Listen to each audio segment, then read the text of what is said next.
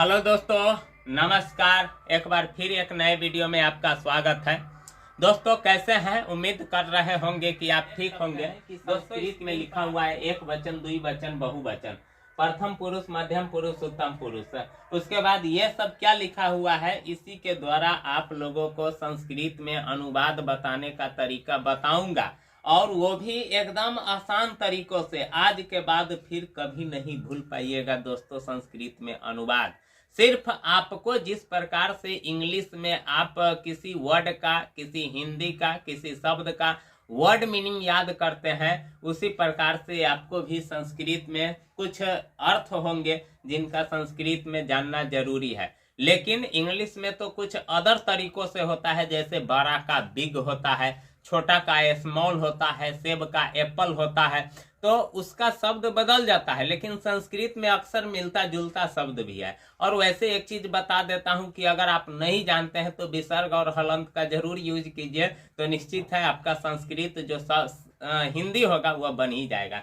वैसे मैं आप लोगों को यहाँ इतना अच्छा तरीका से बताऊंगा कि आप फिर आज के बाद जिंदगी में कभी नहीं भूल पाइएगा। लेकिन इतना ही भर नहीं रह जाएगा, इससे भी और आगे बताऊंगा। सिर्फ मेरे चैनल से आप जुड़े रहिएगा दोस्तों।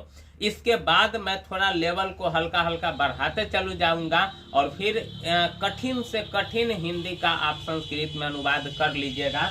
अभी तो सिर्फ झलक है, लेकिन इतना चीज आपको सबसे पहले याद। वचन का मतलब होता है एक व्यक्ति, द्विवचन का मतलब होता है दो वस्तु, और बहुवचन का मतलब होता है दो से अधिक, यानी 3, 4, 5 जितना हो सके।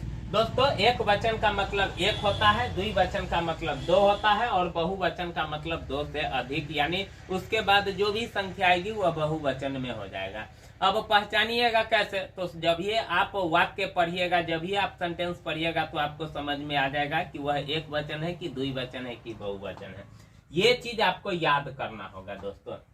देखिए प्रथम पुरुष है सह तौ ते, त्वम यूयाम यूयम, अहम अवाम वयम।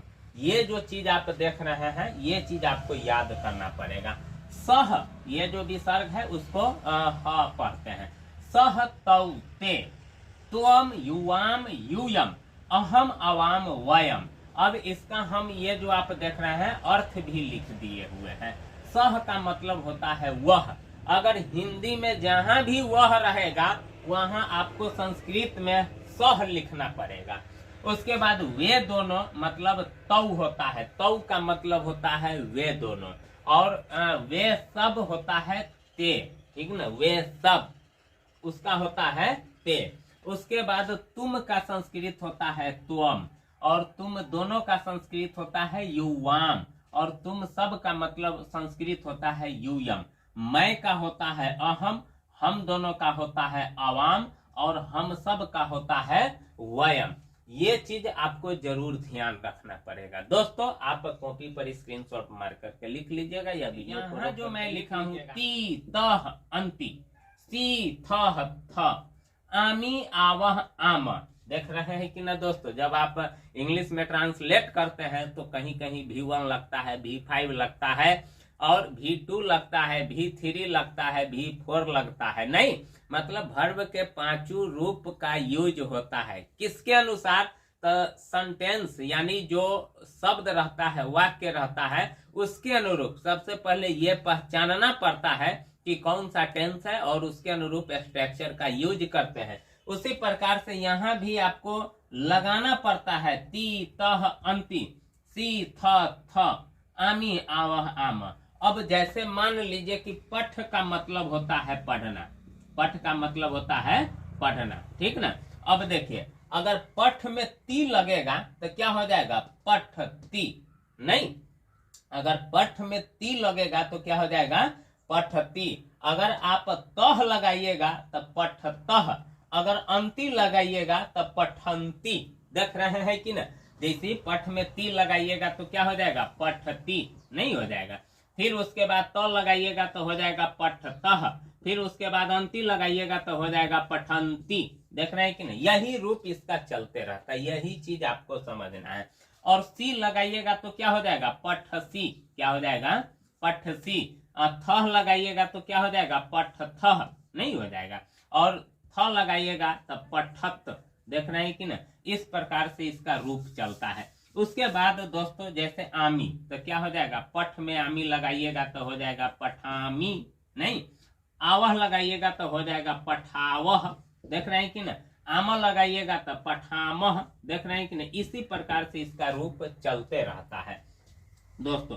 तो देखिए उसके बाद ये तो मैं पठ का बताया हूँ, पठ का मतलब पढ़ना, जहां पढ़ना रहेगा वहां पठ धातु यूज करेंगे। अब जैसे कहीं लिखना है, लिखना है तो लिखना का होता है लिख, लिखना का होता है लिख, तो लिख में ती लगाइएगा तो लिखती, त लगाइएगा तो लिखतः, और लिख में अंति लगाइएगा तो लिखंती, देख रहे हैं कि ना, लिखसी, लिखथ, लिखत, लिखामी, लिखावह, लिखामह, देख रहे हैं ना, ऐसा ही रूप चलता है। जैसे मैं दौड़ना का बात बोल रहा हूँ, दौड़ना का संस्कृत होता है धाव, क्या होता है, धाव मिस होता है दौड़ना, तो ती लगाइएगा तो क्या हो जाएगा धावती, तह लगाइएगा तो धावतः, और अंति लगाइएगा तो धावंती, और धाव में सी लगाइएगा तो धावसी, धावथ, धावथ, धावामी, धावावह, धावामह, देख रहे हैं कि नहीं, इस प्रकार से इसका रूप चलता है।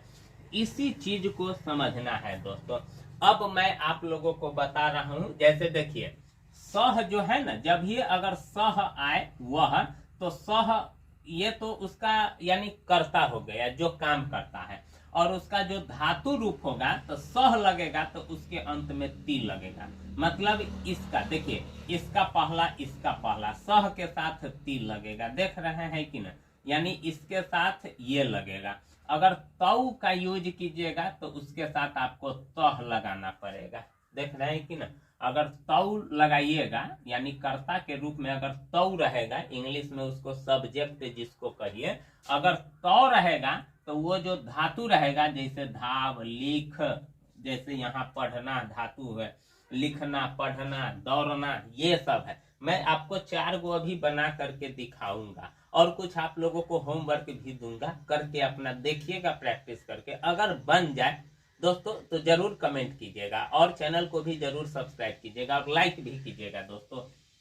तो देखिए सह के साथ ती लगाएंगे, तौ के साथ त लगाएंगे, ते के साथ अंति लगाएंगे, त्वम के साथ सी लगाएंगे, युवाम के साथ थह लगाएंगे। युयम जहां यूज होगा तो उसका जो क्रिया होगा, क्रिया उसमें थ लगाइएगा, अहम होगा तो आमी लगाइएगा, अवाम होगा तो आवह लगाइएगा, और वयम होगा तो आमह लगाइएगा। इसीलिए इसको याद करना है, सह तौ ते त्वम युयाम युयम अहम अवाम वयम, ती तह अंति, सी थह थ, आमी आवह आमह, देख रहे हैं कि ना, ऐसे याद करना होगा। अब जैसे देखिए वह पढ़ता है तो वह का होगा सह, नहीं, वह का होगा सह।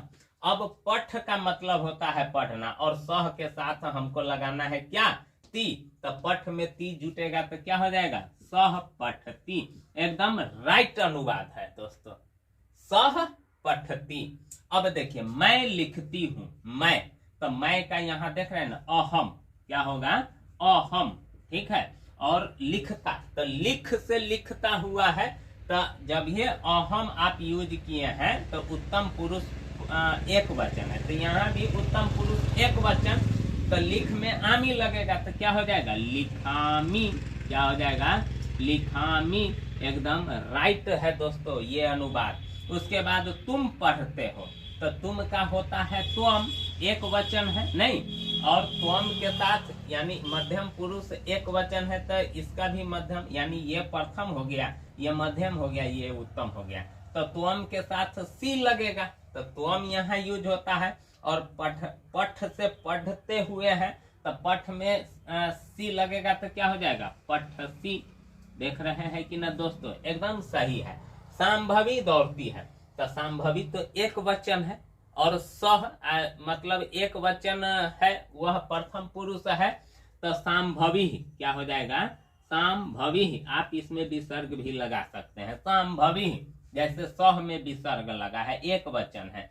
और धाव का मतलब होता है दौड़ना, तो सह के साथ तीन लगता है तो क्या हो जाएगा संभवी, संभवी धावती, देख रहे हैं कि ना। इस प्रकार से दोस्तों संस्कृत में अनुवाद बनाते हैं। तो दोस्तों अगर आपको अच्छा लगा हो, अगर आप समझ गए हो, तो आपको मैं होमवर्क देता हूँ, नोट।